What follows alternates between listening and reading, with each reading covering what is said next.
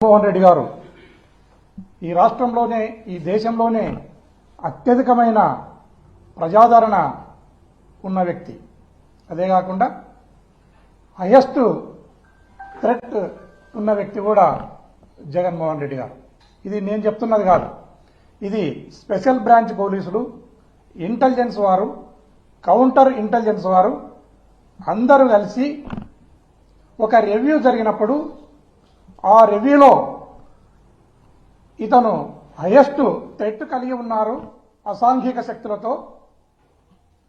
కాబట్టి జగన్మోహన్ రెడ్డి గారికి Z+ భద్రత అవసరము అని కౌంటర్ ఇంటెలిజెన్స్ వారు నిర్ణయించడం జరిగింది.